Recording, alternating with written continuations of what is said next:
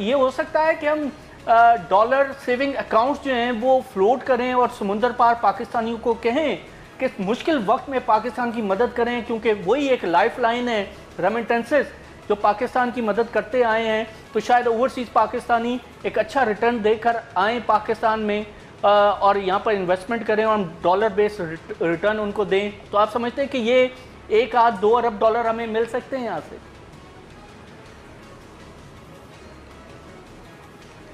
बहुत कुछ हो सकता है, मैं आपसे कह रहा हूं बहुत कुछ हो सकता है। मैं सिर्फ एक आपके सामने एक सवाल रखता हूं जी जी कि कुवैत में तमाम दुनिया से वर्कर जाते हैं, पाकिस्तान से नहीं अलाउ करते हैं।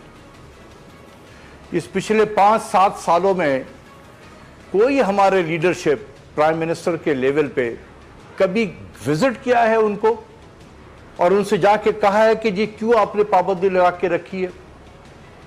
आज तक किसी हुक्मरान ने यह बात नहीं की उनसे जाकर।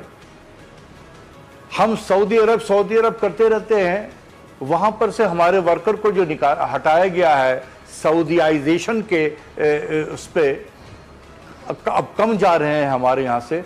कभी हमारे हुक्मरान गए हैं वहां पर जाके उनके जो करता धरता हैं उनसे बातचीत की है कि देखिए हमारी मईशत को इस वक्त चैलेंजेस का सामना है, आप हमारी हेल्प करें, हमारे यहाँ बेरोजगारी बढ़ रही है, क्योंकि लोग आपके यहाँ से रिवर्स माइग्रेशन हो रहा है, तो कैसे हालात बेहतर सर वहां पर सऊदी हाई कमीशन में कैसे होंगे बेहतर? तो नहीं कर सकता हूं कि पॉसिबल सिनेरियोज की बात कर रहा था। मैं सिर्फ अल्लाह से दुआ करता हूं कि जी जी सर आखिरी सवाल सर